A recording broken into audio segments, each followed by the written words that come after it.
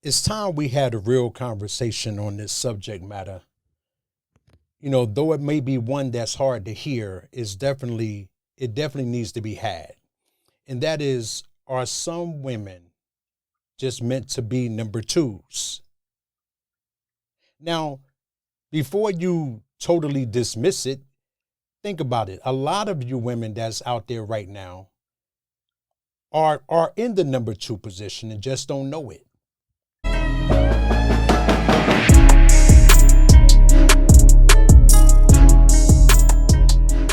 There's a lot of benefits that comes from at least taking a look at, the concept of being a number two.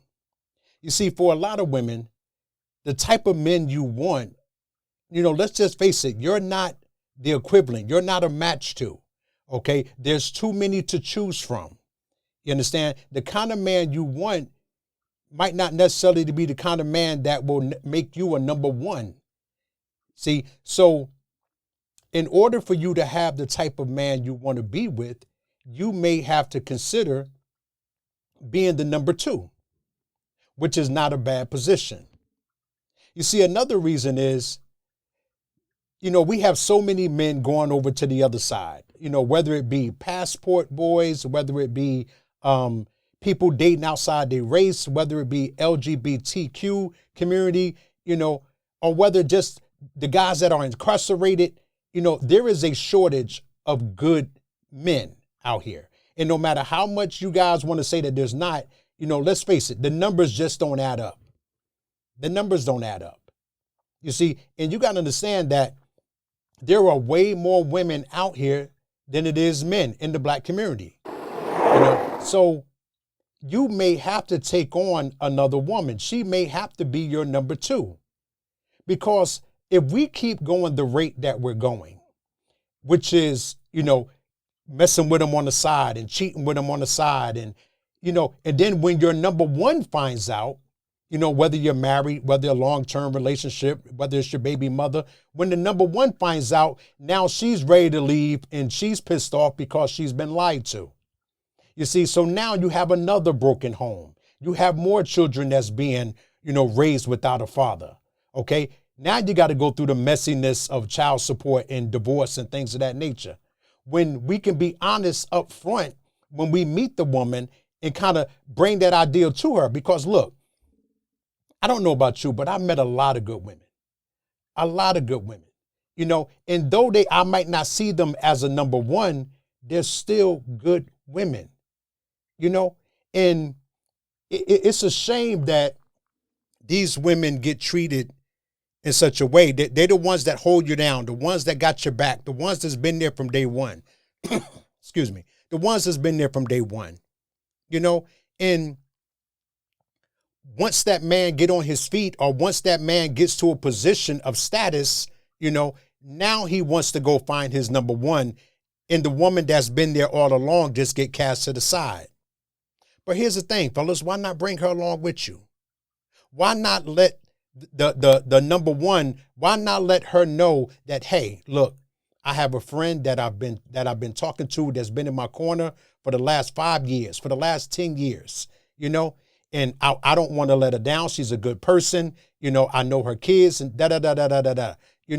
So rather than just cast her to the side, the conversation is going to have to be had, and say, look, this woman is going to always be a part of my life. She's going to always be a part of my life. So even though you may not see yourself solely with her, it doesn't mean she can't fit into your world somewhere. It doesn't mean that she cannot fit into the relationship. And also the other problem that this is causing is we're having too many single women out here. We're having too many children without a father. Okay, there's too many children without a dad, without anyone to guide them, without anyone to teach them. So we're running into a problem that is like it's exploding. And if you have this problem now, and imagine where we're going to be in the next 20 years. Imagine where we're going to be. If we're having problems now, and all the issues we're going back and forth with when it comes to women today and what's going on in social media. What do you think is going to be in 20 years from now? You see, so we have to consider taking on this second woman just to save the community, just to give the community a chance to survive. It's interesting to me how, same-sex marriage is allowed. You can do that. There's no problem with that. But if it come on to you taking on another family, or if it come on to you taking on another woman, then that's frowned upon in the community. And there's a reason for that. You see, but we, as being a part of the Black community, we got to see the bigger picture. So many women out here right now are in the number 2 position and don't know it. And that's unfortunate because too many people are getting hurt. There's too much damage being done. The lies are really destroying the family. So when you can be honest with your mate, when you can be honest with the person you're with, and you can say, look, this is someone that I care about. This is someone that could be an asset to the family.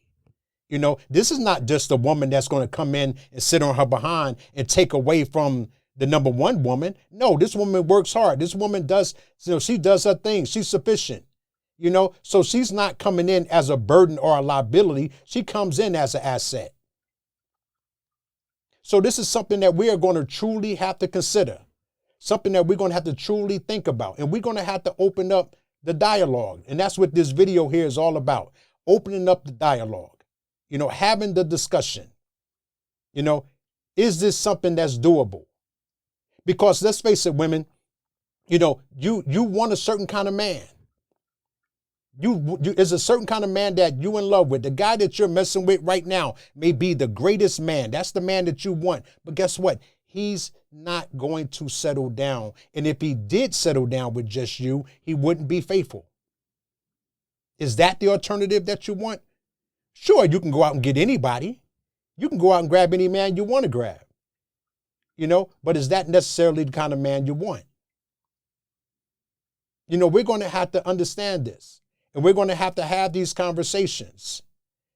It's not a bad position to be in the number 2 spot unless you're with a damaged man, which will be my next video.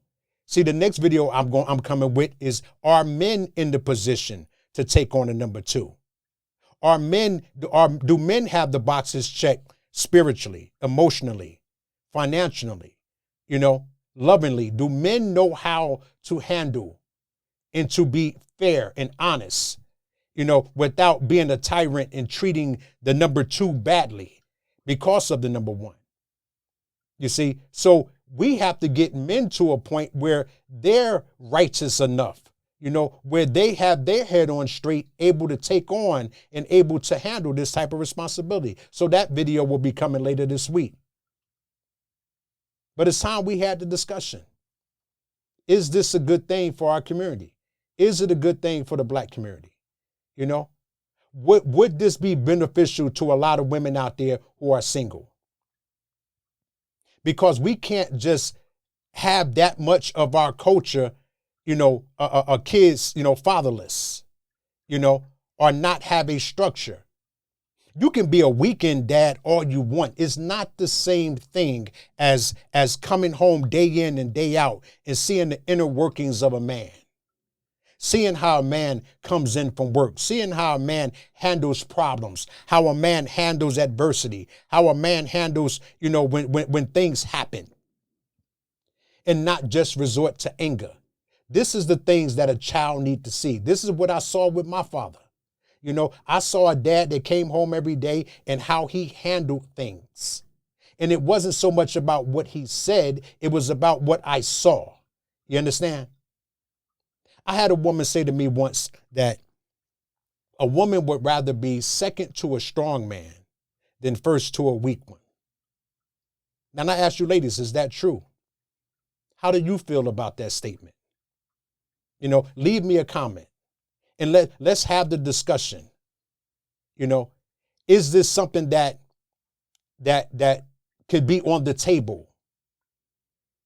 because it's already on the table, whether you know it or not. Once again, my name is Shaheed.